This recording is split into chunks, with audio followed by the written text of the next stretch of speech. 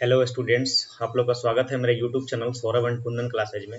जैसा कि आप लोगों को पता होगा, मेरे ऑफलाइन क्लास वाले बच्चे, मैंने बताया था आप लोगों को कि संडे को हम स्पेशल टेस्ट मैथ्स का लेते हैं, है ना, जिसका सॉल्यूशंस हम अपने यूट्यूब चैनल पर करा देते हैं क्वेश्चन के साथ साथ। ठीक है, तो चलिए देखिए, ये जो जितने भी क्वेश्चन होंगे वो खासकर एसएससी और रेलवे के दृष्टिकोण से काफ़ी इंपॉर्टेंट होंगे, बैंकिंग वाले स्टूडेंट के लिए भी फायदेमंद रहेंगे। ठीक है ना।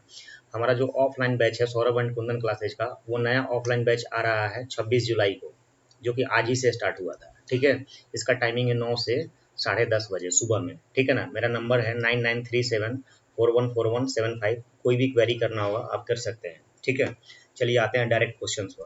पहला क्वेश्चन था टेस्ट का।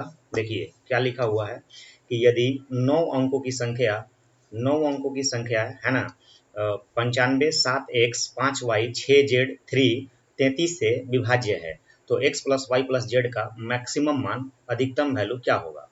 आपको पता होगा कि कोई संख्या 33 से अगर कट रही है तो इसका मतलब ये है कि ये दो नंबर से भी कटेगा, है ना। 33 का फैक्टर 3 और 11, यानी जो नंबर 33 से डिविजिबल होगी वो 3 से भी डिविजिबल होगी और 11 से भी डिविजिबल होगी। तो हम चेक करते हैं 3 को लेकर। हमको पता है कि कोई नंबर 3 से डिविजिबल तभी होती है जब उसके अंकों का योगफल 3 से कट जाता है, या फिर हमने बताया होगा आप लोगों को कि दी गई संख्या में जितने भी नंबर 3 से डिविजिबल होते हैं उनको कैंसिल आउट कर देते हैं। तो 3 से 9 कैंसिल हो जाएगा, 7 5 12 मिलकर 3 से कट जाएगा, आपका 6 3 से कट जाएगा और 3 3 से कट जाएगा।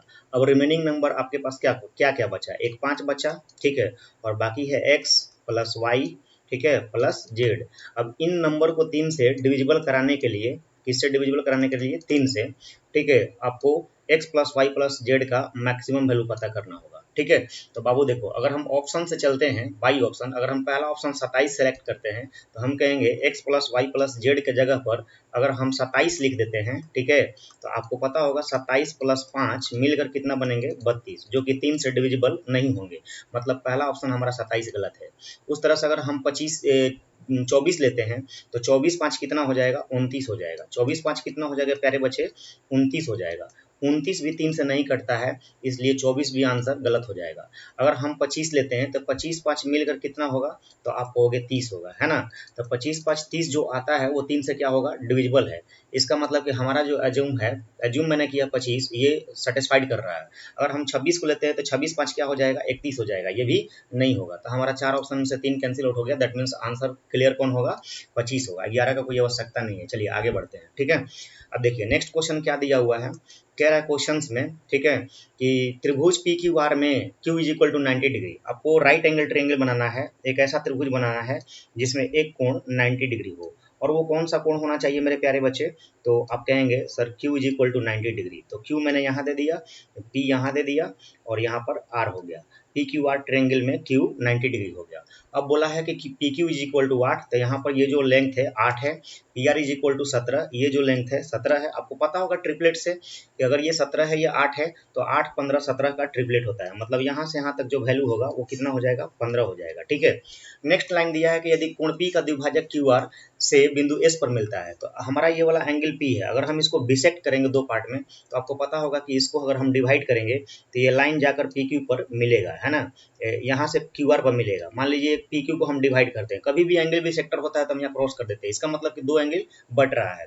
अब बताइए, ये वाला जो पॉइंट हुआ QR पर, इसका नाम दिया S, क्योंकि S बिंदु पर मिलता है। ठीक है, अब कह रहा है SR की लंबाई क्या होगी, हमको ये वाला लेंथ फाइंड करना है मेरे बच्चे। ठीक है, अब बताओ, हमने पढ़ा है किसी त्रिभुज में कि अगर कोई त्रिभुज में, ठीक है, एक वर्टेक्स को हम, वर्टेक्स वाले एंगल को सामने, इस एंगल को बिसेक्ट करेंगे दो पार्ट में, तो यहाँ पर जो रेशियो मिलेगा, अगर ये x है और ये y है वैल्यू, ये जो टूटेगा x रेशियो y में टूट जाएगा। तो इस नियम से हम जानते हैं कि 8 17 है, तो यहाँ से यहाँ तक हमारा 8x हो जाएगा। ठीक है, 8x हो जाएगा, x अनुपाती राशि है, और ये 17x हो जाएगा। दैट मीन्स हमको कुल मिलाकर 17x का वैल्यू निकालना है, मतलब एसआर का निकालना है वैल्यू। तो आप जानते हैं कि एसआर बराबर क्या हो जाएगा, 17x। ये फाइंड करना है टोटल किसके रिस्पेक्ट में, तो क्यूआर के रिस्पेक्ट में। क्यूआर का वैल्यू कितना है, 17 8 25x है। ठीक है, और एक्चुअल वैल्यू क्यूआर का कितना दिया हुआ है, तो 15। तो एक्चुअल वैल्यू 15 पुट कर दोगे यहाँ पर।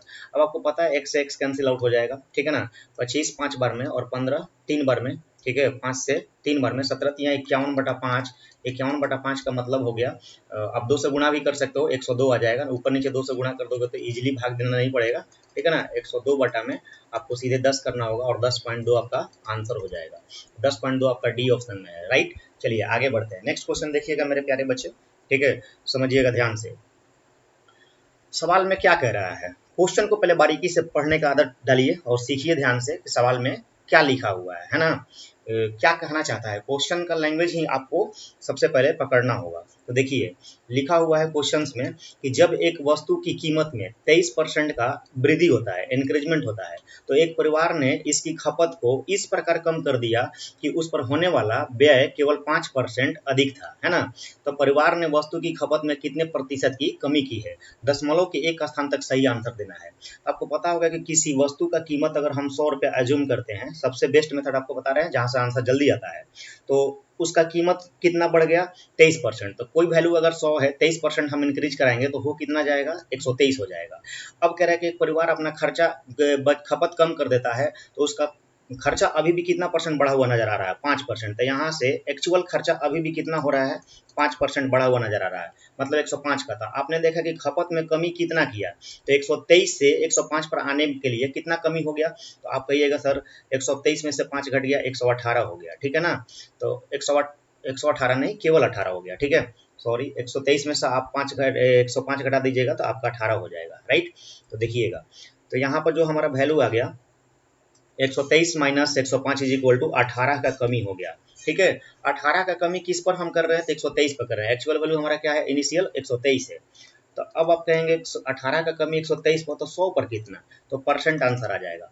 यानी कुल मिलाकर हमको 1800 में 123 से भाग देना है। तो हम ये कह रहे हैं कि आप 1800 में 123 से भाग मत दीजिए, आप कुछ देर के लिए 1800 तो ऊपर रहेगा ही रहेगा, इस 123 को 125 एज्यूम कर लीजिए ताकि कैलकुलेशन आसान हो जाएगा। तो आप देखेंगे कि 18 गुना 100 है ना, 18 गुना, इसको आप कहेंगे कि 18 मल्टीप्लाई 100 बटे में 125, इस 123 को हम एज्यूम किए 125, कैलकुलेशन को आसान बनाने के लिए अप्रोक्सीमेशन में आंसर मार देंगे। तो आप देखिए ये 25 से 5 बार में, ये 25 से 4 बार में, आप देखेंगे 18 चौक 72 आ गया, 72 बटे में 5, 123 से भाग देंगे तो और ज्यादा आएगा, लेकिन हम थोड़ा सा 72 में 5 से भागा देंगे तो 14.4 आ रहा है ना, लेकिन 14.4 से भी ज्यादा आंसर होने का चांसेज है क्योंकि यहाँ पर 123 ही है, और जबकि हमको भाग लगाए कितना से 125 से, इसका मतलब बेशक हमारा अप्रोक्सीमेशन में आंसर कितना आ जाएगा, तो 14.6 आ जाएगा, राइट, क्योंकि 3 ऑप्शन हमारा क्या हो गया, कैंसिल हो जाएगा बाई ऑप्शन से। तो इसका रियल आंसर कितना होगा 14.6%। अब देखो ऐसा कभी भी अगर डिफिकल्ट कैलकुलेशन आएगा तो आप 1800 में 123 से भागा मत दें, ठीक है,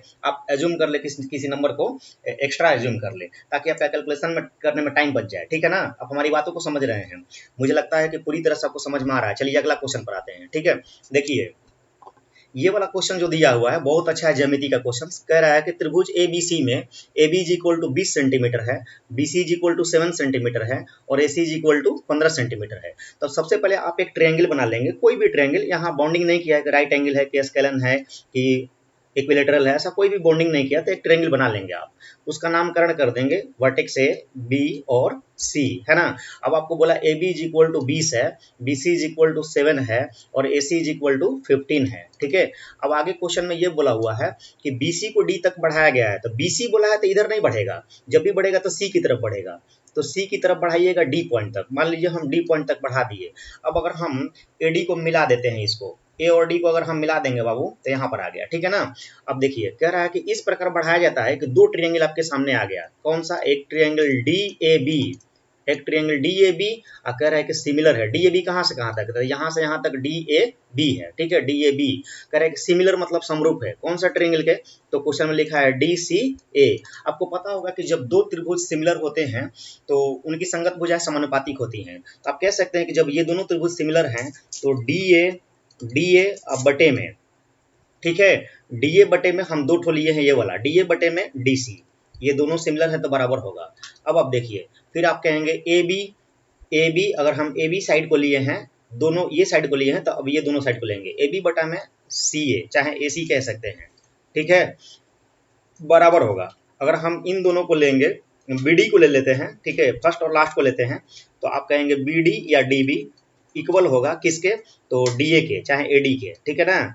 तो अब अगर ये बराबर है तो अब देखिए इसमें से किसका किसका एक्चुअल वैल्यू दिया है, तो आप कहेंगे सर एडी का मान नहीं पता, ठीक है, डीसी का मान नहीं पता, हमको डीसी की लंबाई निकालना है, सीडी का हो चाहे डीसी का हो, तो डीसी का मान नहीं पता। लेकिन अब देखो ए बी बटे में सी ए है, तो ए बी का वैल्यू कितना है बाबू, तो आप कहोगे 20 है, ठीक है ना, और सी ए का वैल्यू कितना है, तो सी ए का वैल्यू 15 है। मतलब इन दोनों का रेशियो आप देख रहे हैं इसके जगह पर, तो इसका मान जो आ रहा है हम लोग का कितना आ रहा है, 20 बटा में 15 आ रहा है। अब इसके जगह पर हम वैल्यू पुट अप करेंगे तो बीडी का मान देखो क्या होगा, बीडी यहाँ से यहाँ तक है, तो आप कहोगे बीडी बीसी का वैल्यू कितना दिया है, 7 दिया है, ठीक है, और ये सी डी का वैल्यू कितना दिया नहीं पता, तो सी डी लिख दो, आप कह सकते हो B D is equal to B C plus C D.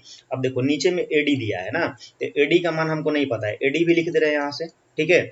अब देखो इधर का वैल्यू अगर हम पुटअप करेंगे तो डी ए बटा में डी सी है, तो डी ए यहाँ से है हमारा, डी ए का वैल्यू नहीं पता है, तो डी ए बटा में डी सी है। तो एक बार हम इसको एनालिसिस करते हैं, ठीक है ना, एक बार इन दोनों को एनालिसिस करते हैं।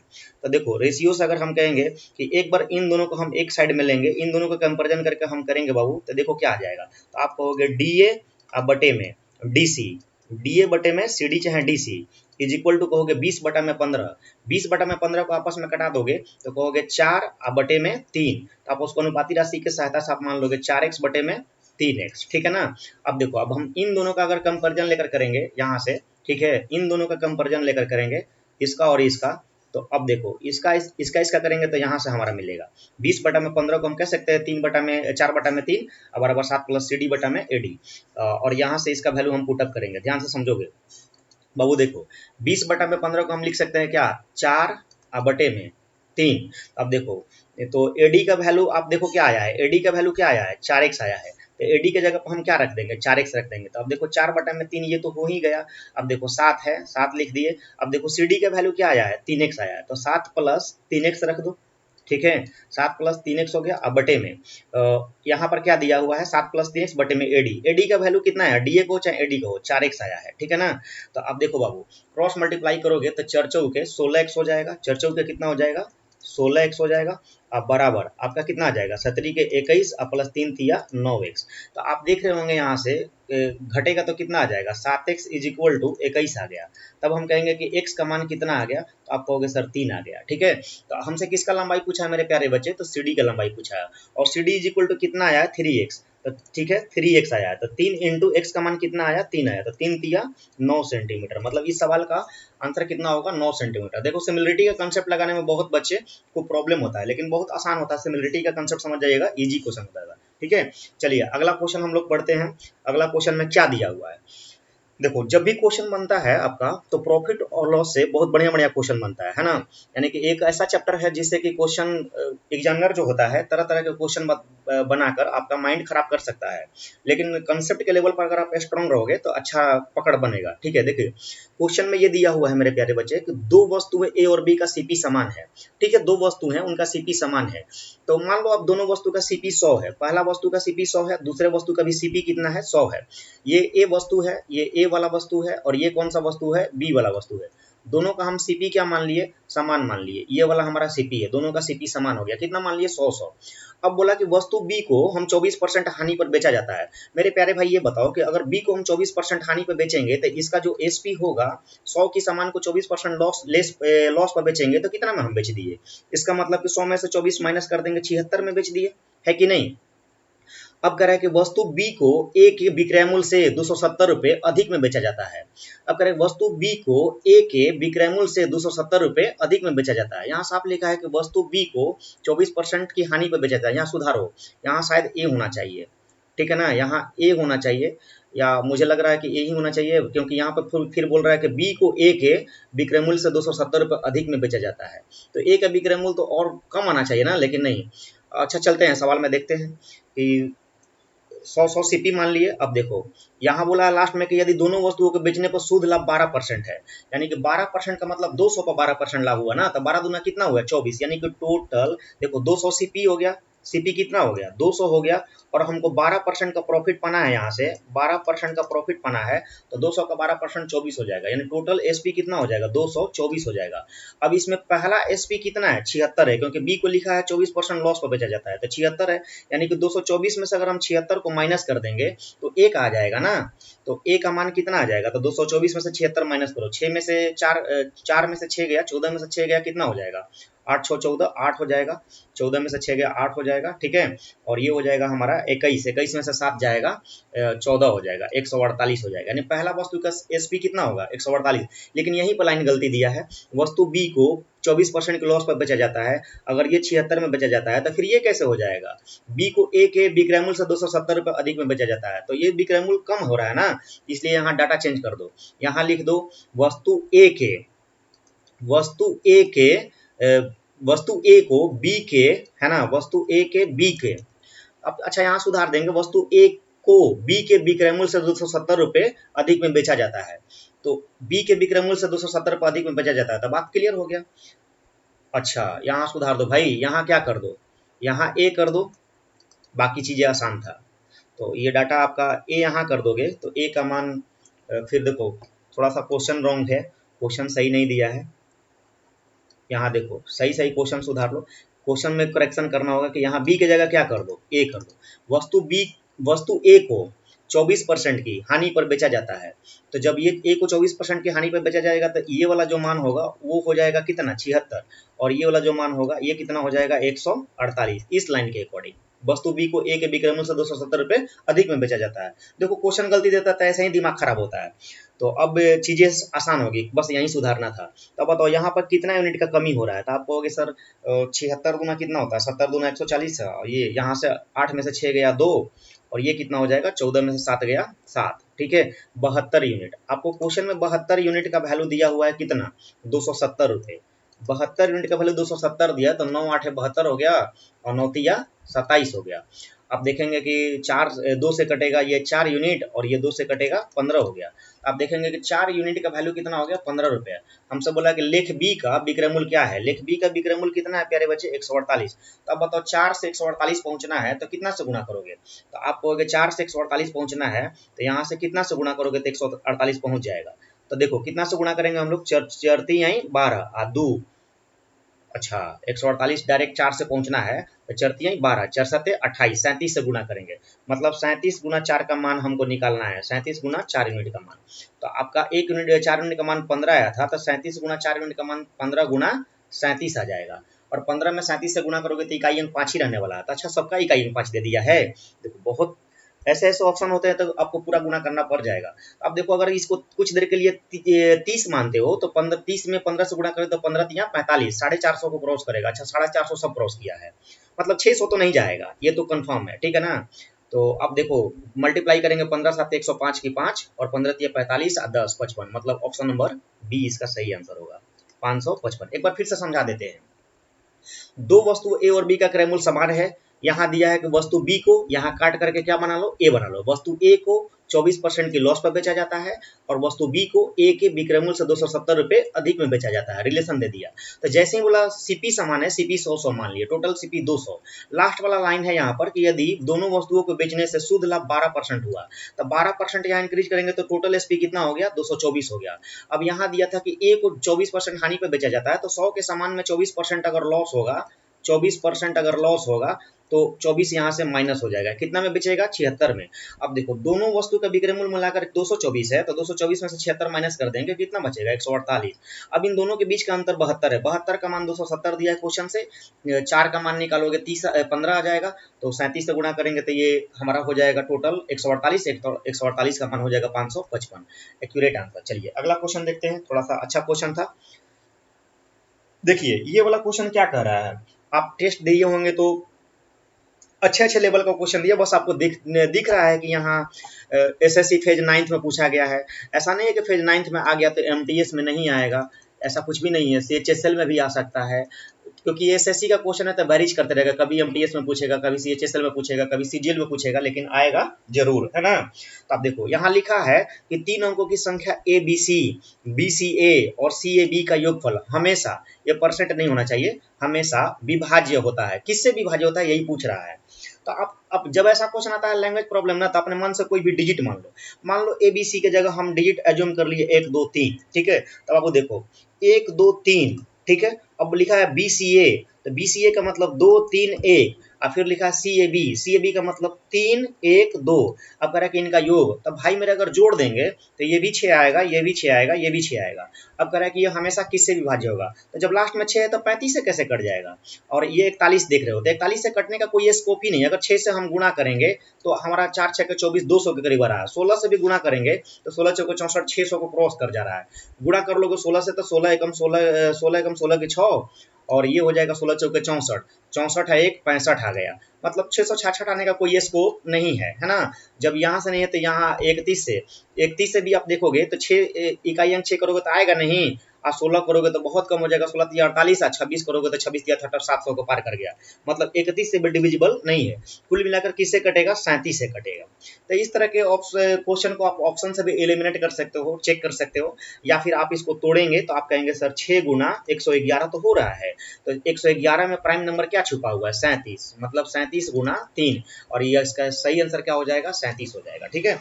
तो चलिए बहुत अच्छा क्वेश्चन था, इजी था, आसानी से आप बना लेते, ठीक है ना, आसान भी था, कोई ज़्यादा टफ नहीं था। तो चलिए टेस्ट का अगला क्वेश्चन, जितने भी नंबर हैं 4 नंबर 5 नंबर, नंबरिंग का कोई मैटर नहीं करता है, बस सवाल ध्यान से समझते रहिएगा आप लोग, ठीक है ना। और वीडियो को शुरू से लेकर लास्ट तक देखते रहिएगा, क्वेश्चन समझना बहुत जरूरी है, क्योंकि हम टाइम बिना वेस्ट किए डायरेक्ट क्वेश्चन का सॉल्यूशन कराते हैं हमेशा। तो देखिए ये वाले क्वेश्चन में आपको क्या दिया हुआ है कि 2310 रुपए की राशि को ए बी सी के बीच में इस प्रकार विभाजित किया जाता है कि बी और सी के शेयरों का अनुपात 3:5 है। भाई मेरे बी और सी के शेयर का रेशियो कितना दे दिया, 3:5 दे दिया, ठीक है ना। आगे बोला कि सी और ए के शेयरों का अनुपात, सी और ए के शेयर का अनुपात कितना दे दिया, तो कह रहा है 4 रेशियो कितना है, तो 9 है ना।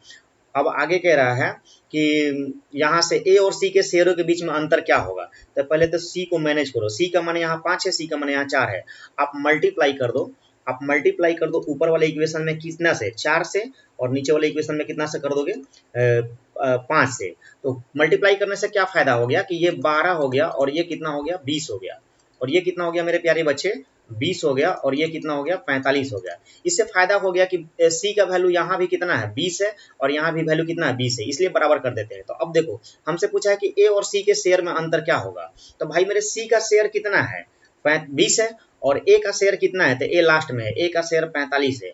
अब हम कहेंगे कि इन दोनों के बीच में अंतर बताओ, तो इन दोनों के बीच में अंतर कितना होगा मेरे प्यारे बच्चे, 25 यूनिट। तो अब हमसे यही पूछ रहा है 25 यूनिट का मान क्या होगा, तो हमारा आंसर जो भी होगा 25 से कटेगा। तो 25 से कटने का स्कोप का मतलब लास्ट 2 डिजिट, ये लास्ट 2 डिजिट नहीं कट रहा है 25 से, और ये भी लास्ट 2 डिजिट नहीं कट रहा है 25 से, यानी कि 2 ऑप्शन में हम फंस गए। तो हम पूरा बनाएंगे। अब देखो टोटल मान कितना दिया हो, 2310, तो भाई मेरे 2310 दिया है, तो टोटल हमारा रेशियो कितना है, तो आप कहोगे सर 45 में 20 जोड़ेंगे कितना, 55, और 10 65, 65 में 12 जोड़ेंगे, 65 10 75, अब 2 77, तो आप कहोगे 77 यूनिट का जो मान है वो कितना दे दिया है, तो 2310 रुपया है ना। तो अब देखो यहाँ इकाई अंक 7 है, यहाँ इकाई अंक 1 है, तो 3 से कटने का स्कोप है, चेक कर लो, 3 7 21, 3 7 21, 2 23, मतलब 3 से पूरा पूरा क्या हो रहा है, कट जा रहा है, इसका मतलब 30 बार में कट जा रहा है। तो 1 यूनिट का मान 30 आया, तो 25 यूनिट का मान कितना हो जाएगा, 25 गुना 30, 25 गुना 30 करोगे तो मेरे प्यारे बच्चे कितना हो जाएगा, 25 तिहाई 75, बी ऑप्शन हो जाएगा, है ना। बहुत बढ़िया। चलिए अगला क्वेश्चन देखते हैं, आसान सा क्वेश्चन है, सब आसान क्वेश्चन आते हैं, बस स्पीड में आपको मेंटेन रखना है, और कैलकुलेशन के लिए सही कैलकुलेशन करना है, स्पीड के चक्कर में रॉन्ग कैलकुलेशन नहीं करना। देखिए अगला क्वेश्चन क्या कह रहा है, 28 संख्याओं का औसत 52.5 है, तो आप इसको कह सकते हो कि 28 नंबर दिया हुआ है, इसका एवरेज कितना दिया हुआ है, 52.5 दिया है ना। आगे दिया है कि पहली का मतलब फर्स्ट कितना नंबर, फर्स्ट 12 संख्याओं का जो एवरेज है वो कितना दे दिया है, 48.8 दिया है ना। आगे दिया है कि अगली मतलब नेक्स्ट का जो 13 संख्या है, ठीक है, नेक्स्ट का जो 13 संख्या है, ठीक है, नेक्स्ट का जो 13 संख्या इसका एवरेज कितना दे दिया है, तो कह रहे हैं 8 है, ठीक है। अब कह रहा है कि यदि 3 अन्य संख्याओं को हटा दिया जाए तो शेष संख्याओं का औसत क्या होगा। तो लगाओ डेविएशन, ऐसे क्वेश्चन को आप मल्टीप्लाई करोगे तो टाइम लगेगा। देखो यहाँ से डेविएशन कितना आ रहा है, तो आप कहोगे सर 15 में से 8 गया 7 और ये 51 में से 48 गया 3.7 डेविएशन माइनस में आया, ठीक है ना। ये कितने लोगों पर लागू होगा, तो कहोगे सर 12 लोगों पर लागू होगा, ठीक है। 12 लोगों पर लागू कराओगे तो 12 साते 84 की 4 और 12 तिहाई 36, 36 में 8 जोड़ोगे 44, ठीक है, 44.4 आ गया। अब देखो यहाँ से डेविएशन देखोगे तो कितना आ जाएगा, ये 48.8 था, ये 45.8 है, तो 3 और बढ़ जाएगा, तो 3 और 3 6.7 हो जाएगा, तो माइनस का 6.7 हो जाएगा। ये कै लोगों पर लागू होगा, तो 13 लोगों पर, है ना।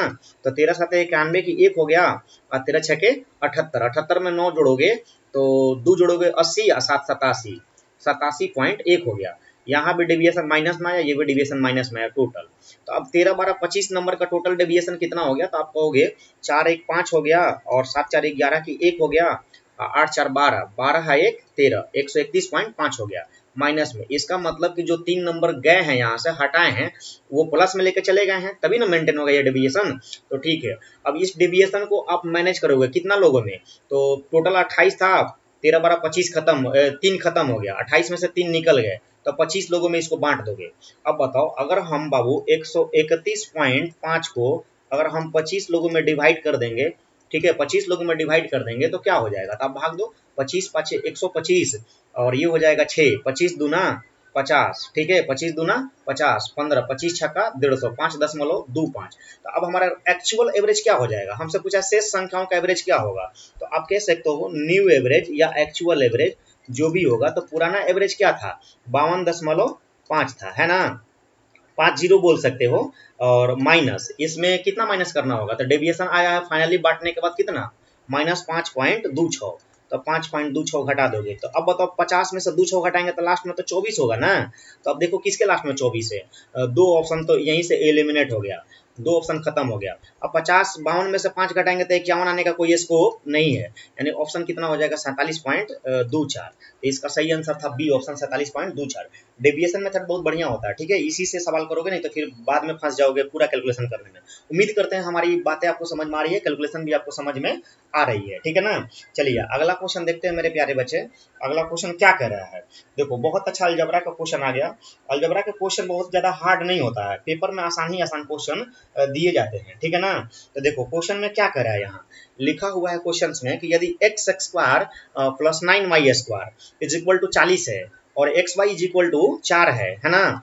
तो आपको फाइंड करना है एक्स ग्रेटर देन 0 है, वाई ग्रेटर देन 0 है, तो आपको फाइंड करना है x cube plus 27y cube का वैल्यू क्या होगा। तो आप देखिए यहाँ से हिट एंड ट्रायल लगा दोगे, अगर हम एज्यूम कर रहे कि अगर इसको 2 मान लेते हैं, इसको 2 मान लेते हैं, तो 2 दूना कितना होता है 4। अब देखो यहाँ सेटिस्फाइड कराओ, 2 दूना 4, 2 दूना 4 नमा 36, 36 4 40, सेटिस्फाइड हो गया, यानी कि x भी 2 है y भी 2 है। तो सेटअप कर दो, यहाँ x का मान 2 रखोगे तो 2 का क्यूब मेरे प्यारे बच्चे जो भी होता है नहीं पता, ठीक है। यहाँ देखोगे 27 इंटू 2 का क्यूब नहीं पता जो भी होता है 8। अब बताओ ये तो 8 हो जाएगा 2 का क्यूब, और यहाँ से गुणा करोगे तो 8 इंटू 7, 8 7 56, यूनिट डिजिट 6 आएगा। अब बताओ यूनिट डिजिट 6 आएगा, मुझे नहीं पता पीछे मल्टीप्लाई करने पर क्या आएगा क्योंकि इकाई अंक अलग अलग जा रहा है। अब बताओ 8 है 6 14, पूरे सिस्टम का यूनिट डिजिट कितना आ रहा है 4 आ रहा है, तो हमारा आंसर कितना हो जाना चाहिए 224। उम्मीद करते हैं बात को आप समझ रहे होंगे। चलिए नेक्स्ट क्वेश्चन की तरफ बढ़ते हैं, ठीक है। अगला क्वेश्चन देखो क्या दिया हुआ है, बहुत आसान आसान क्वेश्चन दिया हुआ था, बस बच्चे को लगता है कि पेपर बहुत ज्यादा टफ हो गया या फिर नहीं बन पाता है उनसे, तो प्रॉब्लम क्रिएट होता है, लेकिन मुझे लगता है कि सब क्वेश्चन आसान है, ठीक है। अब देखो यहाँ पर सवाल में दिया हुआ है, कह रहा है क्वेश्चन में कि यदि x के पावर 4 प्लस y के power 4 plus X square Y square is equal to 21 है और इसका वैल्यू कितना दिया हुआ है 7 है, तो इसका मान बताना है। ये क्वेश्चन अभी फैशन में चल रहा है, लगातार 2-3 साल से कंटिन्यू अलजेब्रा में पूछा जा रहा है। इसके पीछे एक कंसेप्ट आपको पता होना चाहिए, क्या होना चाहिए पता, कि यही आपको कंसेप्ट पता होना चाहिए कि x के पावर 4 प्लस y के पावर 4 है ना, plus X square Y square is equal to एक फॉर्मूला होता है आपका ये वाला X square plus Y square minus X Y है ना, इनटू जैसे A square minus B square का फॉर्मूला होता है उसी तरह से आप कहेंगे X square plus Y square और प्लस एक्स वाई, ये फॉर्मूला होता है। अब बताइए कि इसके जगह पर क्वेश्चन में कितना मान दिया है 21 दिया है और इसके जगह पर क्वेश्चन में कितना दिया है 7 दिया है, और इसके जगह पर हमको नहीं पता है, तो आप कह देंगे कि इसके जगह पर मान नहीं पता है, तो इसका मान आसानी से निकल सकता है क्या, X square plus Y square अब प्लस एक्स वाई का जो वैल्यू होगा मेरे प्यारे बच्चे वो 7 से कैंसिल आउट कर दो, 3 आ गया, यानी इसका वैल्यू कितना आ गया, 3 आ गया। अब बात खत्म हो गया, देखो सवाल में दम ही नहीं है, आपसे क्या पूछना चाह रहा है, तो कह रहा है कि 1/x square 1/x square plus Y square, इसको सॉल्व करोगे तो देखो एलसीएम क्या आ जाएगा, एक्स स्क्वायर और वाई स्क्वायर आएगा ना एलसीएम, और एक्स स्क्वायर कैंसिल आउट होगा तो क्या बचेगा, आप कहोगे sir Y square plus X square, यानी X square plus Y square आपका मान बचेगा, ठीक है ना। तो अब देखो X square plus Y square जो मान बचेगा इसका मान कैसे निकालेंगे, तो आप कहोगे कि X square plus Y square अब बटे में X X square Y square को आप क्या लिख सकते हो, एक्स वाई का होल स्क्वायर लिख सकते हो।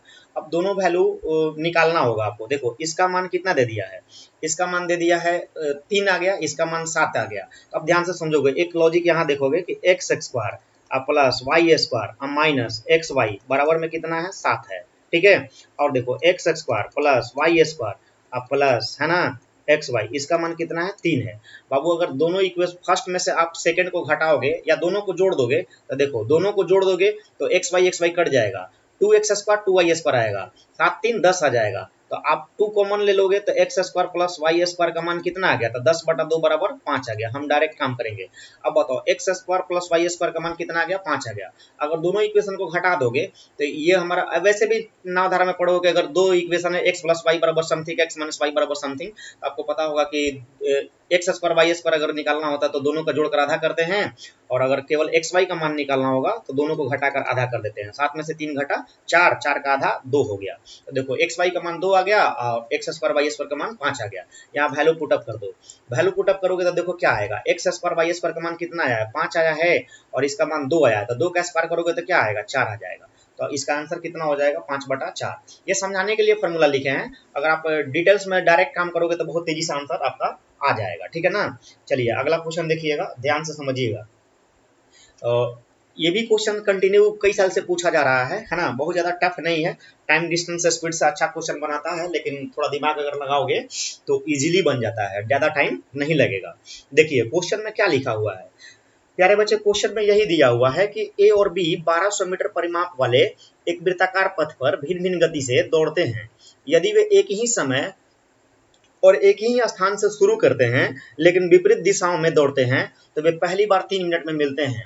यदि बी की गति 10.8 किलोमीटर प्रति घंटा है तो ए की गति कितने किलोमीटर प्रति घंटा होगी।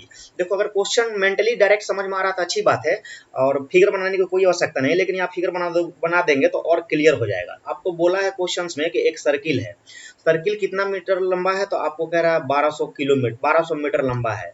एक व्यक्ति ए इधर से जा रहा है, एक व्यक्ति बी इधर जा रहा है, अपोजिट डायरेक्शन हो गया, ठीक है ना। एक मान लो क्लॉकवाइज चल रहा है, एक ये मान लो बी क्लॉकवाइज चल रहा है, तो ए एंटी क्लॉकवाइज चल रहा है, तो कहीं ना कहीं जाकर मिलेगा ना। मान लो इस पॉइंट पर मिल गया, तो इस पॉइंट पर अगर मिला तो एक बोल रहा है क्वेश्चन में कि 3 मिनट में मिलते हैं। तो आपने पढ़ा होगा टाइम डिस्टेंस स्पीड में कि जब दो व्यक्ति अपोजिट डायरेक्शन में चलते हैं तो उनके स्पीड को हम क्या करते हैं, जोड़ते हैं। तो आप मुझे बताओ स्पीड बराबर क्या होता है, डिस्टेंस अपॉन टाइम। तो आपको तो बोल दिया ना कि 3 मिनट में मिलते हैं, डिस्टेंस कितना है 1200, तो हम दोनों का स्पीड निकाल लिए, मतलब speed of A plus B, मतलब ए प्लस बी दोनों का स्पीड अगर देखोगे तो डिस्टेंस 1200 है ना। अब बटे में टाइम 3 मिनट है, ये मीटर में है, ये 3 मिनट है, तो 3 गुना 60 कर देंगे तो सेकंड आ गया, तो मीटर प्रति सेकंड में स्पीड आ गया। और फिर इसको आप 18/5 से मल्टीप्लाई कर दिए तो ये स्पीड किस में आ गया, किलोमीटर प्रति घंटा में आ गया। अब सॉल्व कर लो इसको, देखो एक जीरो से एक जीरो कैंसिल आउट हो जाएगा, और 36 18 से 18 कैंसिल हो जाएगा, और 5 से 120 कैंसिल आउट हो जाएगा 24 बार में। दैट मीन्स हम ये कहेंगे कि ये दोनों का स्पीड मिलाकर, ए और बी का स्पीड मिलाकर कितना आ गया, तो आप कहोगे 24 किलोमीटर प्रति घंटा आ गया।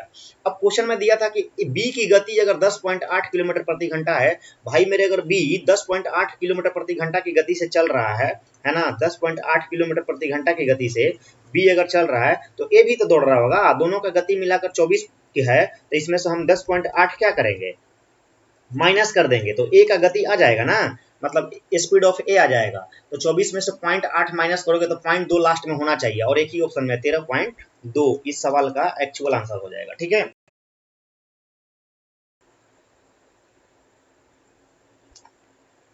चलिए आते हैं नेक्स्ट क्वेश्चन पर। देखिए रेशियो एंड प्रोपोर्शन का बढ़िया क्वेश्चन है, कह रहा है कि 6300 की राशि को ए बी सी डी में इस प्रकार विभाजित किया जाता है कि ए और डी के संयुक्त हिस्से का बी और सी के संयुक्त हिस्से से अनुपात 11:10 है। इसका मतलब ये हुआ कि ए प्लस डी, ठीक है ना, रेशियो का मतलब बटा, फिर आपको दिया है बी प्लस सी, इन दोनों का संयुक्त हिस्से का अनुपात कितना है बच्चे 11/10, ठीक है। आगे दिया है कि और बी और डी के शेयरों का अनुपात 8:9 है। फिर दे दिया क्वेश्चन में कि बी और डी के मतलब बी बटा में डी, इनका शेयर कितना है भाई, तो 8/9 है। अब आपको फिर दिया है कि सी का हिस्सा कितना है 1560, ये माइंड में रख रहिएगा। अब कह रहे हैं कि ए और बी के शेयरों के बीच में अंतर क्या है, ठीक है। टोटल कितना राशि है 6300। अब देखो ए बी सी डी ऊपर नीचे जोड़ देंगे तो चारों का मान आ गया, यहाँ जोड़ेंगे तो 11 10 21, आप कहोगे 21 यूनिट का मान क्वेश्चन में दे दिया है कितना 6300, ठीक है ना। 21 यूनिट का मान 6300 है तो 1 यूनिट का मान कितना हो जाएगा 300 हो जाएगा। अब बताओ जब 1 यूनिट का मान 300 हो जाएगा तो 11 यूनिट का मान कितना हो जाएगा, 11 तिया 3300 रुपये हो गया। और 10 यूनिट का मान कितना हो जाएगा, 10 तिहाई 3000 हो गया, ठीक है। अब बोला है क्वेश्चन में कि सी का एक्चुअल वैल्यू पता है कितना 1560, ठीक है। बाबू अगर हम इसमें से 1560 माइनस कर देंगे तो बी प्लस सी का मान अगर 3000 है, और बी प्लस सी में से अगर हम सी का मान माइनस कर देते हैं कितना 1560, तो बचेगा हमारे पास 0 और ये 4 और ये हो जाएगा 9 5 4 और ये 1 1440। अब ये 1440 मान किसका होगा, बी का, और बी का मान कितना दिया 8, तो 8 यूनिट का मान 1440 कितना गुना पर है 18 8 44 से 180 गुना पर है ना। तो फिर 8 का मान 1440 रुपये है तो हम कहेंगे 9 का मान, तो ये भी 18 180 गुना पर जाएगा। तो अब बताओ 18 9 62 से मतलब 1620 रुपया, इसका मतलब डी का वैल्यू कितना आ गया 1620 रुपया। अब अगर हम इसमें से किसका वैल्यू निकालना होगा, मान लो 1620 रुपया डी का वैल्यू है, तो 3300 रुपये में से अगर हम 1620 रुपये माइनस कर देंगे, ठीक है, तो किसका वैल्यू आ जाएगा, ए का वैल्यू आ जाएगा। तो देखो ए का वैल्यू कितना आ जाएगा, तो 3300 में से अगर हम 1620 माइनस करेंगे तो 80 हो गया, और ये कितना बचेगा आपका 16 दूना 32, 1600 बचेगा, 1680 रुपये बचेगा, है ना। अब देखो ये वाला वैल्यू किसका हो गया मेरे प्यारे बच्चे, ए का वैल्यू हो गया 1680 रुपये, और देखो बी का वैल्यू कितना आ गया है 1440 रुपये आया है। आपसे पूछा ए और बी के शेयर में अंतर, तो अब देखो यहाँ से यहाँ तक डिफरेंस कितना नजर आ रहा है, तो 14 2 16 मतलब 240 रुपये। तो इस सवाल का एक्चुअल आंसर कितना हो जाएगा 240 रुपये। बहुत अच्छा क्वेश्चन था, कैलकुलेटिव था लेकिन ठीक ठाक था, दिमाग लगाते बन जाता, ठीक है। अगला क्वेश्चन देखिए, अगला क्वेश्चन कह रहा है कि एक रेस ट्रैक है ना, एक रेस ट्रैक एक रिंग के ढलान में है। रिंग मतलब होता है आपका कंसेंट्रिक सर्किल, जिसके आंतरिक और बाहरी परिधि क्रमशः 880 और 1012 मीटर है। तो ट्रैक का क्षेत्रफल मीटर स्क्वायर में क्या होगा, यही ना पूछा है। तो आसान सा क्वेश्चन है, देखो बहुत ईजी है। कंसेंट्रिक सर्किल बनाओगे दोनों का सेंटर एक ही होगा।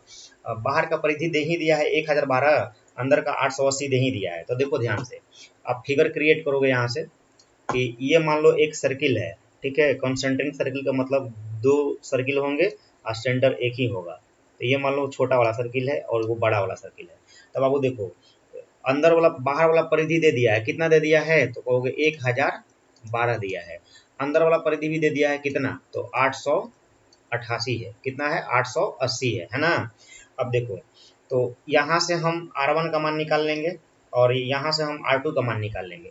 मान लो ये हमारा जो है R1 का मान है, R1 का मान यहाँ से निकालेंगे तो ये जो वैल्यू होगा, ये जो वैल्यू होगा हमारा किसका वैल्यू होगा, तो 2 पाई R का वैल्यू होगा। 2 पाई R1 कर देते हैं, और ये जो वैल्यू होगा 2 पाई R2 का वैल्यू होगा, ठीक है ना।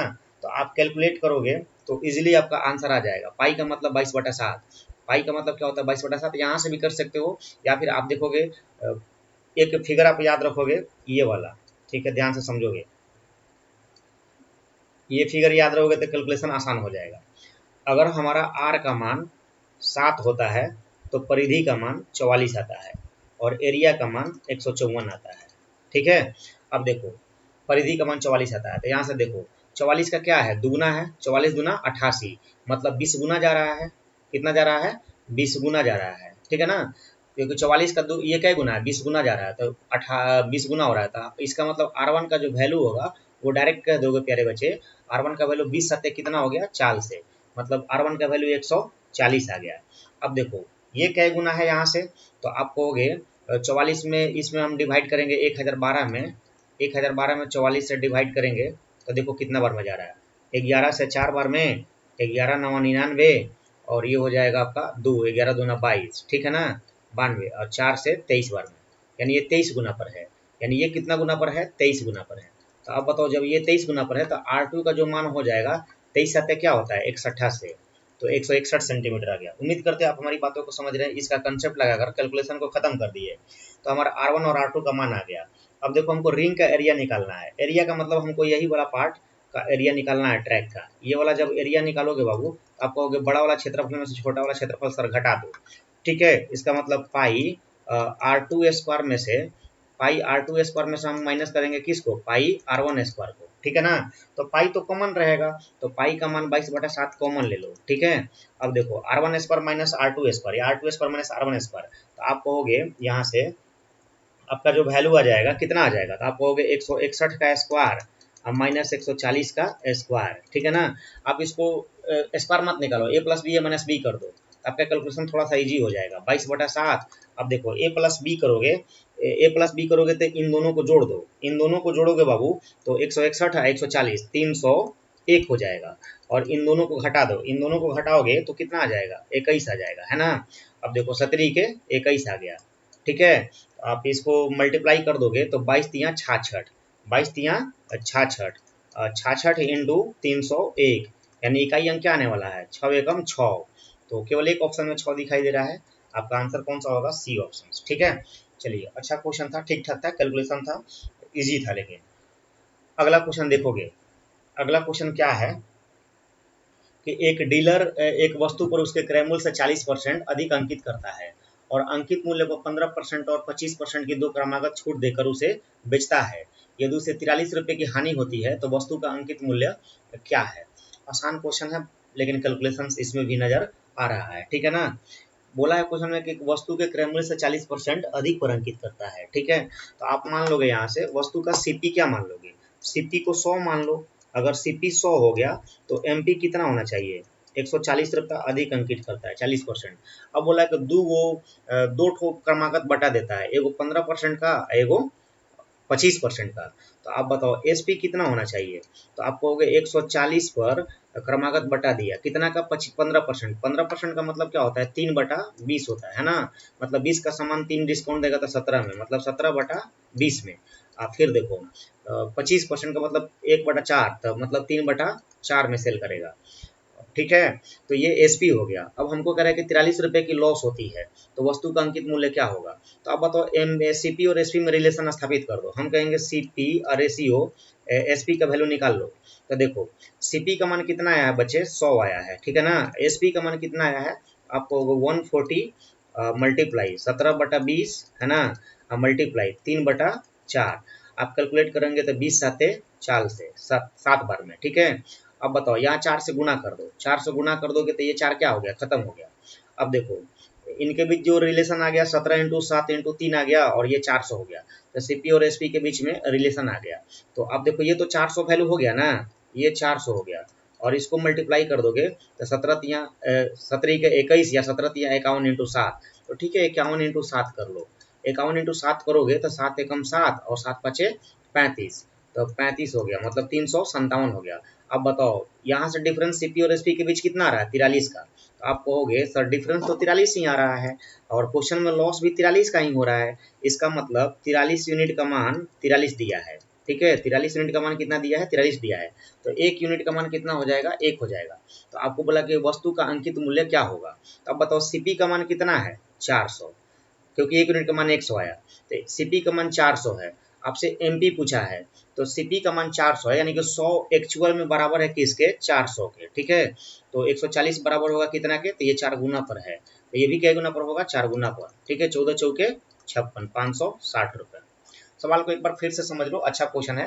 कि सीपी 4 करेगा, सीपी से 40% अधिक अंकित करता है, सीपी को 100 माने, एमपी 140, 15% और 25% का क्रमागत बट्टा है, 140 का क्रमागत बट्टा लगा दिए।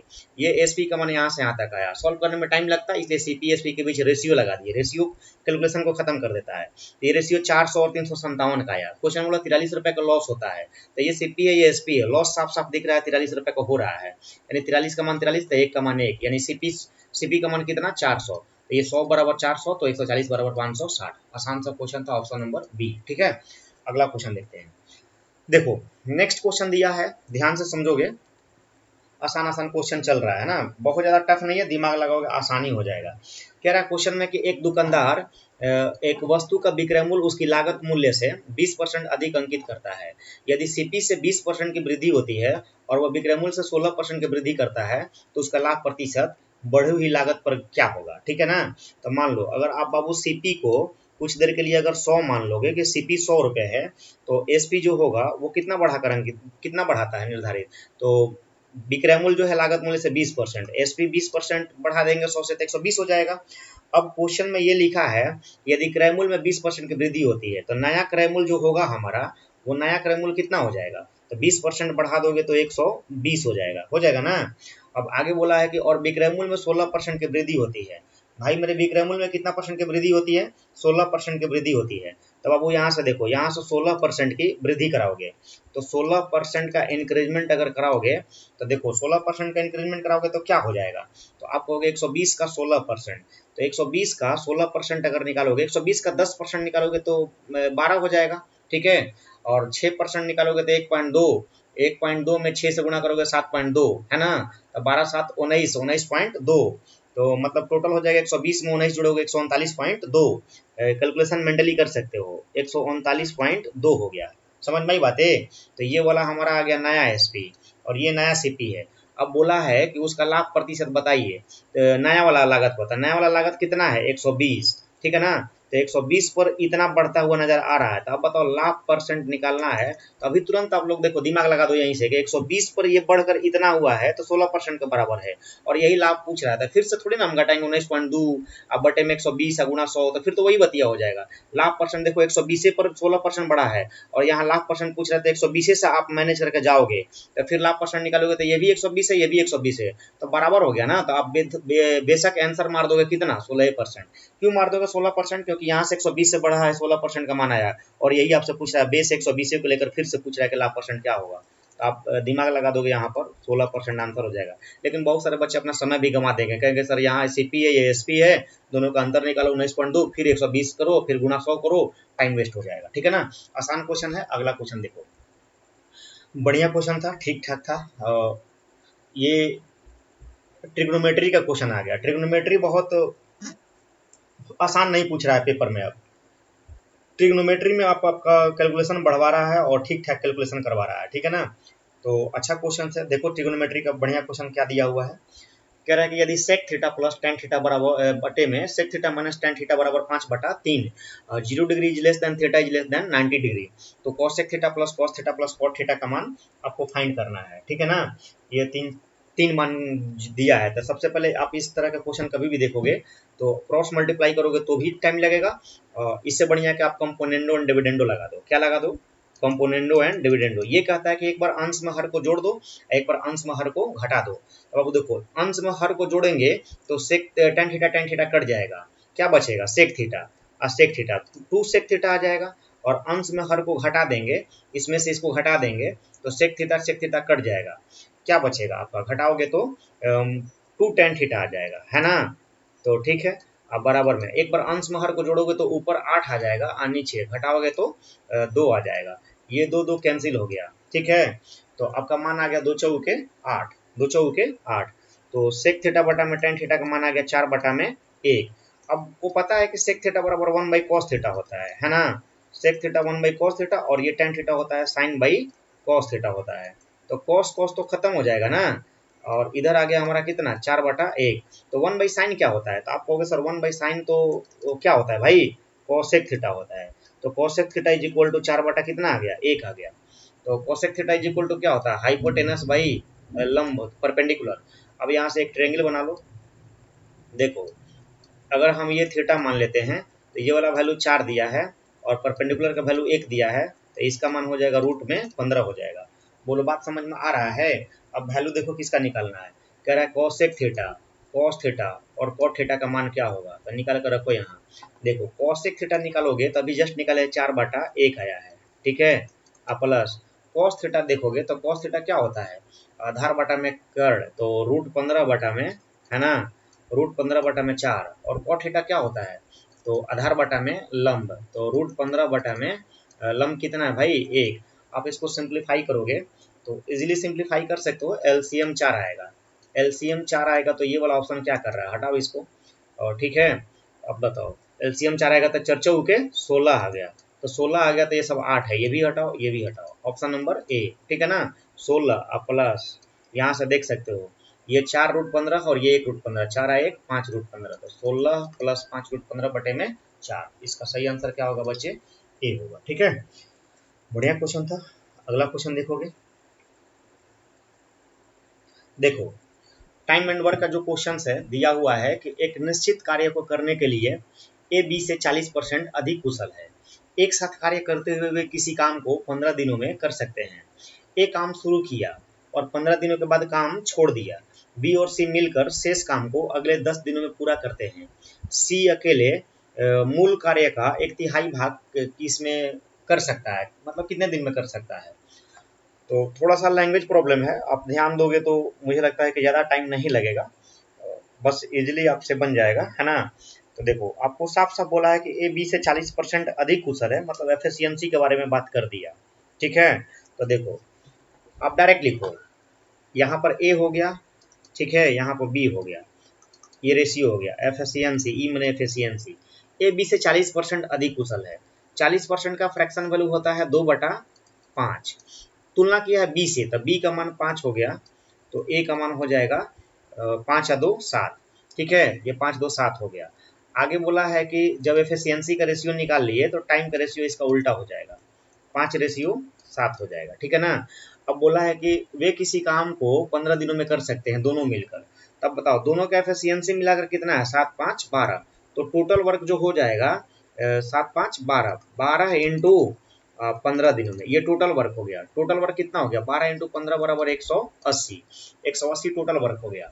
अब देखो लिखा हुआ है कि एक काम शुरू किया और 15 दिनों के बाद छोड़ दिया, तो भाई मेरे एक एफिशिएंसी कितना है, 7 है, 7 एफिशिएंसी से 15 दिन तक काम करेगा ना, तो 15 7 105 काम कर दिया, कौन ए, इसमें से घटा दो 75 काम बचा, 75 काम बचा। अब करेंगे बी और सी मिलकर शेष काम को 10 दिन तक में पूरा कर देते हैं, तो ये जो काम बचा है इसको बी और सी किए हैं, कै दिन में किए हैं, 10 दिन में किए हैं। इसका मतलब ये हुआ कि बी भी 10 दिन किया, सी भी 10 दिन किया, तो बी का एफिशिएंसी पता है ना 10, तब 5, तब 5 में 10 से मल्टीप्लाई करोगे तो 10 5 50 काम, 75 में से 50 काम कौन किया होगा, तो आप कहोगे सर बी किया होगा, इसका मतलब 25 काम कौन किया होगा, तो सी किया होगा। अब बताओ सी कितना काम किया होगा, 25, कै दिन में, 10 दिन में। तब बताओ अगर हम सी का क्षमता पूछेंगे कि सी की एफिशिएंसी बताओ, ठीक है, तो आप कहोगे सर 25 काम करने में सी 10 दिन लगाया है, तो इसका क्षमता हो जाएगा सर जी 2.5, सही है, तो सी का क्षमता 2.5 हो गया। अब आगे बोला है क्वेश्चन में कि सी अकेले पूरा काम करने में, तो भाई 180 पूरा काम है ना, मूल काम का 1/3, तो 180 का 1/3, 1/3 करने में कितना समय लगेगा, तो इसके क्षमता से भाग दे दो, तो 2.5। आप इसको सॉल्व करोगे तो 180 गुना 1/3 बटे में ये वाला आपका 25 कर दो और ऊपर आप 10 कर दो, ठीक है ना। तो देखो 3 से 60 बार में हो गया, और ये 5 से कटा दो 12 बार में, और 5 से 5 बार में, 5 से 2 12 दूना 24 दिन लगाएगा, यानी सी 1/3 काम करने में कितना लगाएगा, 24 दिन। ठीक ठाक कैलकुलेशन वाला क्वेश्चन दे रहा है, एसएससी कैलकुलेशन शुरू से देता है, ठीक है ना, और बढ़िया बढ़िया क्वेश्चन दे रहा है। तो देखो अगला क्वेश्चन क्या दिया हुआ है, अलजबरा का, अलजबरा का क्वेश्चन ये देखोगे, ठीक है, लिखा हुआ है क्वेश्चन में कि x minus Y is equal to 7/9 and x 1/x minus 1/y is equal to 10 whole 1/2, ठीक है, तो आपको फाइंड करना है x square minus Y square, पूछा हुआ है 2022 का करंट क्वेश्चन है, ठीक है ना। अब देखो डायरेक्ट आप देखोगे यहाँ से x माइनस वाई का मान दे ही दिया है, और आपको 1/x माइनस 1/y का मान दे ही दिया है, 10 दूना 20 1 21/2, इसको सॉल्व कर लोगे तो देखो क्या क्या आप यहाँ से मिल सकता है, क्या क्या निकाल सकते हो। आपको वैल्यू किसका निकालना है, x³ माइनस वाई क्यूब का, तो आपको फार्मूला भी पता होना चाहिए। x³ माइनस वाई क्यूब का फार्मूला देखो क्या होता है, सबसे पहले जो पूछा उस पर हम फोकस करते हैं कि x³ माइनस वाई क्यूब का मान पूछा हुआ है, आप जानते हैं कि x³ minus Y cube is equal to क्या होगा, तो x minus Y, X minus Y into, आपको ये भी पता है कि एक्स स्क्वायर, ये भी पता है x square plus Y square और प्लस एक्स वाई होता है, लेकिन इसके बदले में हम ये वाला यूज कर देंगे, यहाँ से यहाँ तक के बदले में ये यूज कर सकते हैं क्या, एक्स माइनस वाई का होल स्क्वायर, ठीक है, प्लस 3xy। आप अगर इसको सॉल्व करोगे अंदर वाला तो यही मिलने वाला है, ठीक है ना। अब देखो मतलब कुल मिलाकर हमको इसका मान निकालना है, तब अब वो x माइनस वाई का मान तो दे दिया है ना, तो x माइनस वाई का मान वैल्यू पुट कर दो 7/9, तो नीचे तो 9 का मल्टीपल होना चाहिए, तो सब 9 का मल्टीपल है, सही है, और इसका मान हमको फाइंड करना है, यानी कुल मिलाकर x माइनस वाई का मान फाइंड करना है। तो आप देखो x माइनस वाई का मान तो 7/9, तो 7×49 बटे में 9×9 81, ठीक है ना। अब प्लस 3, यानी हमको अब किसका मान फाइंड करना है, एक्स वाई का मान फाइंड करना है, तो एक्स वाई का मान फाइंड करना है। तो अब देखो यहाँ से देखो x माइनस वाई का मान दे दिया है मेरे प्यारे बच्चे 7/9। अब देखो इसको फाइंड फाइंड करोगे एलसीएम, देखो इसको एलसीएम लोगे, एलसीएम क्या आ जाएगा एक्स वाई, सही है, और यहाँ आ जाएगा आपका y माइनस एक्स, क्या आ जाएगा y माइनस एक्स आ जाएगा, इज इक्वल टू 21/2 हो जाएगा, है ना, 21/2। तो आप देखेंगे यहाँ से x माइनस वाई का मान 7/9 दिया है, तो आप इसको लिख सकते हैं y माइनस एक्स के जगह पर -7/9 कर दो, क्या दिक्कत है, -7/9 इंटू में एक्स वाई है, ठीक है, बराबर में क्या है 21/2, तो देखो 7 से ये ब्रेक हो जाएगा 3 बार में, ठीक है ना। तो आपका मान आ जाएगा कितना, तो आप कहोगे एक्स वाई अगर यहाँ पर चल जाएगा तो 9×3 = 27 और 2 यहाँ आ जाएगा, तो देखो एक्स वाई का मान क्या आ जाएगा, आप कहोगे सर जी एक्स वाई बहुत आसानी से निकल गया, x Y is equal to minus का 2 अब बटे में 9×3 = 27, एक्स वाई का मान -2 बटे में 27 आ गया, तो यहाँ गुणा कर दो -2 बटे में 27, इसको सॉल्व कर दो, इसको सॉल्व कर दोगे आपका आंसर आ जाएगा। देखो सॉल्व करने पर क्या मिलेगा, तो आप कहोगे सर 7/9 दिया है और इसको सॉल्व करोगे तो क्या आ जाएगा, यहाँ से 3 दूना, यहाँ से देखोगे 3 दूना कटा दो इसको, 3 से 9 बार में कैंसिल हो जाएगा, आप देखोगे एलसीएम कितना आ गया 81, है ना, और ये 49 हो जाएगा और ये प्लस माइनस माइनस हो जाएगा, तो 9×2 = 18 माइनस कर दोगे, सही है, यानी कुल मिला के नीचे 81×9 रहेगा, तो ये तो खत्म हो गया, ये भी खत्म हो गया, ठीक है। तो आप बताओ इसको सिंप्लीफाई कर दोगे 7/9, 49 में से 18 घटा दो तो 31 बचेगा, अब बटे में 81, यानी कुल मिलाकर ऊपर में 7 एकम 7 रहने वाला है, मतलब ये भी खत्म हो जाएगा, ए ऑप्शन इसका सही आंसर होगा, 217 बटा में दिया हुआ है 729। बहुत बढ़िया कैलकुलेशन दिया है, ठीक है, कैलकुलेशन ऐसा आ ही रहा है, कोई शक नहीं है। आगे देखो अगला क्वेश्चन क्या दिया हुआ है प्यारे बच्चे, कह रहा है कि यदि 6 cos square theta plus cos theta is equal to 0, sorry 2, 0 degree is less than theta is less than 90 degree, मतलब थीटा का मान 0 और 90 के बीच में होना चाहिए, तो आपको कह रहे हैं cos theta plus cot theta plus tan theta का मान क्या होगा। तो एक बार हिट एंड ट्रायल लगा दो, ठीक है, और जब बीच में करा तो चेक कर लो अपने मन से 30 रख कर या 60 रख कर या 45 रख कर 2 आ रहा है कि नहीं। तो इमेजिन करो अगर cos स्क्वायर थीटा को बगल में 6 है तो हम कटाने के लिए कहेंगे नीचे में 3 का दुगना रहेगा 6 कट जाएगा, और 3 से रिलेटेड जो मान आता है तो cos से कितना डिग्री पता है, cos 60 पर और 30 पर चेक कर लो, है ना, एक बार चेक करते हैं, अगर 30 पर सेटिस्फाइड किया तो सही है, नहीं होगा तो 60 पर करेंगे, ठीक है ना। तो देखो अगर हम कहते हैं कि 6 इंटू 60 डिग्री, अगर हम थीटा बराबर 60 डिग्री लेते हैं, नहीं सेटिस्फाइड करेगा तो फिर 30 लेके चेक कर लेंगे, इजिली कैलकुलेशन फास्ट होना चाहिए। तो देखो cos 60 का मान क्या होता है, आप कहोगे सर 1/2 होता है, तो 1/4 हो जाएगा, ठीक है, स्क्वायर है तो, आप प्लस यहाँ पर आपका क्या है cos 60 है, तो आप कहोगे सर 1/2 हो जाएगा। इसको सॉल्व करोगे तो देखो यहाँ से तो ये 3 हो गया, ये 2 हो गया, तो 3/2 और 1/2 कितना आ गया 4/2, 4/2 का मान कितना आ गया 2, सेटिस्फाइड कर गया, यानी कि थीटा इज इक्वल टू कितना मिल गया हमको 60 डिग्री मिल गया। अब सवाल आसान हो गया, ठीक है, इजिली आप यहाँ 60 डिग्री पुट कर दो, cos 60 का मान क्या होगा, तो आप कहोगे √3/2 का उल्टा 2/√3 हो गया, अब प्लस cot 60 का मान क्या हो जाएगा, तो आप कहोगे cot 60 का मान क्या होता है भाई, तो tan 60 का मान √3 होता है, तो cot 60 का मान हो जाएगा इसका उल्टा 1/√3 हो जाएगा, और tan 60 का मान क्या हो जाएगा √3 हो जाएगा। एलसीएम लोगे तो √3 आ गया, और यहाँ से √3 में मल्टीप्लाई करोगे तो 3 आ गया, तो 3 और ये 1 4, 4×2 6, 6 बटा में √3 आ गया कुल कैलकुलेशन से, 6 बटा में √3। अब बाबू 6 को लिख सकते हो ना, 3 गुना इसको कटा दो यहाँ से, तो कितना बार में कटेगा? आपका हो जाएगा √3, 3 इंटू 2 मतलब 2√3, तभी ना 3 से कटा है, तो √3 से गुणा करेंगे तो 6 आ जाएगा, मतलब कौन सा ऑप्शन हो जाएगा? ए ऑप्शन, 2√3 इसका सही आंसर हो जाएगा। ठीक है, अगला क्वेश्चन देखोगे, ये भी बढ़िया क्वेश्चन है।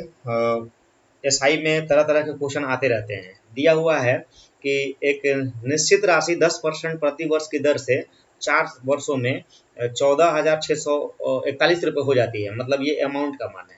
अगर बढ़ कर आ रहा है तो ये अमाउंट हो गया। जब ब्याज वार्षिक रूप से संयोजित होता है, ठीक है, समान राशि की 3.2/5 वर्ष में समान दर पर साधारण ब्याज क्या होगा? आपको अमाउंट दिया है, साधारण ब्याज पूछ रहा है ना। तो अब बताओ एस आई बराबर क्या होता है? आपको हम पढ़ाए हैं कि एस आई बराबर अगर निकालोगे इफेक्टिव एस आई, आप कहोगे सर आर टी होता है। एस आई बराबर आर टी होता है ना। तो कुल मिलाकर आप देखेंगे यहाँ से कि 3×5 = 15, 2 17/5 हो गया। तो आप देखेंगे 17/5 हो गया, आर का मान 10 हो गया, यानी 5 दूना 10, 17 दूना 34% का हमको मान निकालना है। तो 34% का मान अगर निकालना है तो हमारा आंसर 34 से कटना चाहिए, तो मतलब 17 से भी कटना चाहिए। तो 17 से 14,000 कटने का कोई स्कोप नहीं दिख रहा है। और 17 के पारा में आप देखेंगे 17 छक दिलोत्तर से 17 17 17 19 से 17 छतील से, तो 119 अगर यहाँ से आप घटाते हैं 132 में से तो 13 आ जाएगा। ठीक है, तो ये भी कटने का कोई चांसेज नहीं है। यहाँ देखेंगे 17 17 19 से तो आपका बचेगा कितना? 11 3 14, 11 और 4 15 है ना। देखोगे यहाँ 17 7 19 से 119 से 134 में से माइनस कर दोगे, तो 119 माइनस कर दोगे 134 में से तो कितना बचेगा? आपका हो जाएगा 15। इससे बढ़िया कैलकुलेशन कर लेते हैं, छोड़ो हटाओ। देखो ये वाला मान जो दिया है 14,641 दिया है, 10% की दर से बढ़ कर आ रहा है। तो आप देखेंगे यहाँ से कि ये जो वैल्यू होगा 4 साल में, तो 10 चौके सीआई का क्वेश्चन हो गया, संयोजित होता है, वार्षिक रूप से संयोजित होता है। ठीक है, तो ये सीआई की दर से बढ़ रहा है, तो 10% से अगर 4 साल तक कंटिन्यू बढ़ेगा, क्योंकि वार्षिक संयोजित के बारे में बात कर रहा है ना, यहाँ छूट गया है वार्षिक सीआई, ब्याज वार्षिक सीआई रूप से होगा।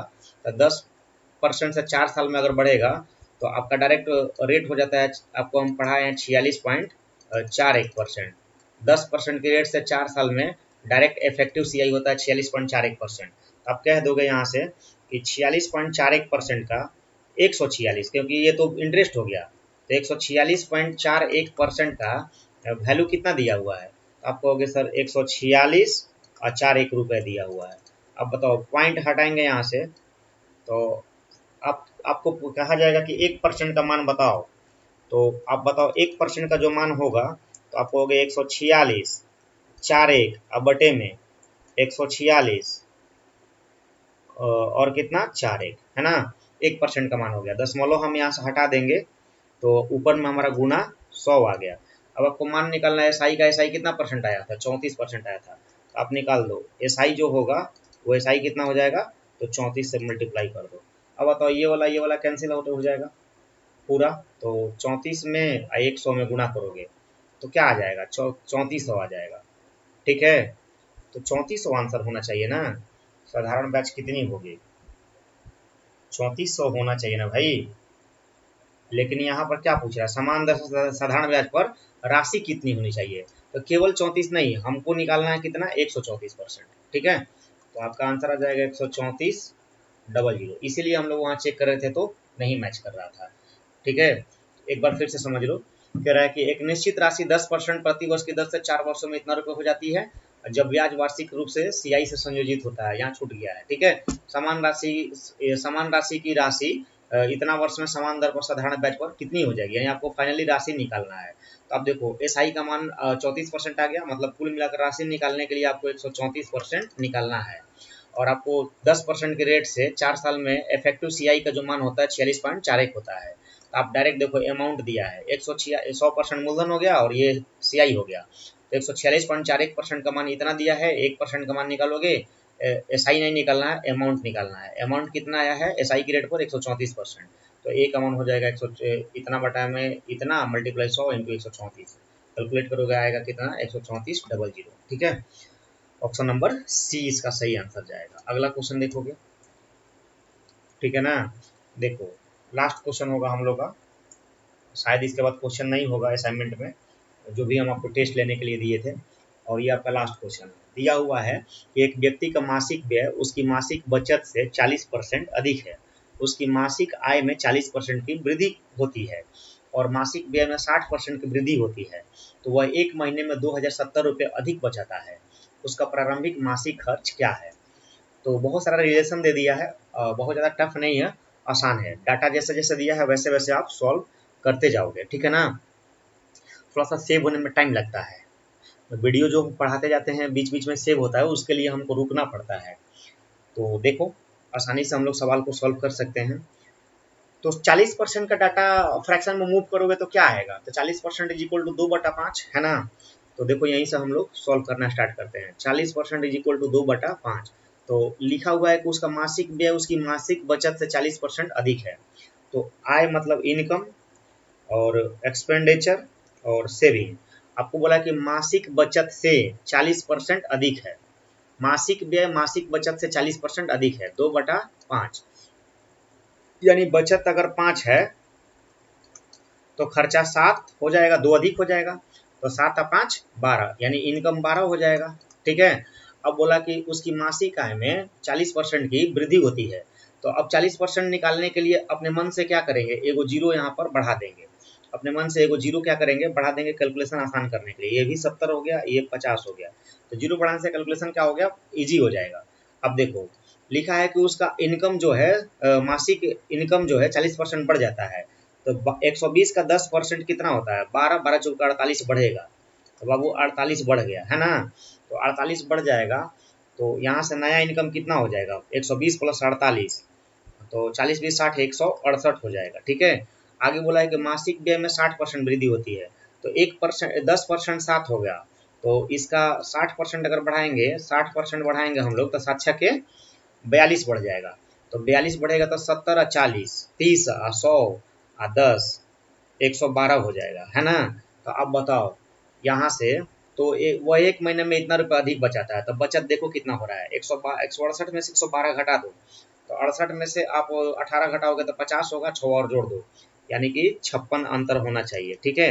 अब बताओ बचत कितना बढ़ा, 6, लेकिन क्वेश्चन के अकॉर्डिंग कितना बढ़ा, 2070, तो 6 का मान 2070 है, तो 1 का मान कितना हो जाएगा, तो 6 18 और 2 है ना, और 6 चौके 24 6 5 30, 1 का मान 345 रुपया हो गया।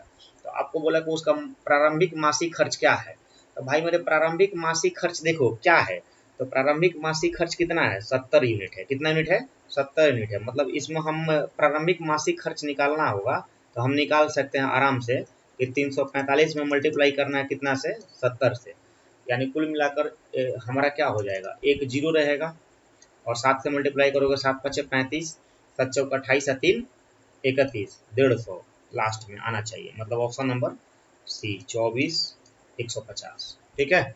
आसान सा क्वेश्चन था, कैलकुलेशन था, उम्मीद है समझ में आ रहा होगा आपको। एक बार आपको फिर से हम बता दे रहे हैं कि हमारा जो सासाराम में सौरभ एंड कुंदन क्लास से चलता है, उसका न्यू बैच 26 तारीख को स्टार्ट हुआ था, जो कि आज ही के दिन स्टार्ट हुआ है ना। इसका टाइमिंग है 9 से 10:30। जो भी आपके प्यारे भाई बहन हैं छोटे छोटे, ठीक है, उनको आप ऑफलाइन क्लासेज में भेजिए, ऑफलाइन बहुत ही बेहतर विकल्प होता है, डाउट सारे के सारे क्लियर हो जाते हैं, ठीक है ना। एकदम अच्छे से आपको पढ़ाया जाएगा, मैथ्स और रीजनिंग दोनों, ठीक है। चलिए कभी हम नेक्स्ट बुक का सॉल्यूशन लेकर अगले वीडियो में आपसे मिलेंगे, और सीजीएल मेंस का भी क्वेश्चन लेकर मिलते रहेंगे, ठीक है ना। बाय, शुभ रात्रि।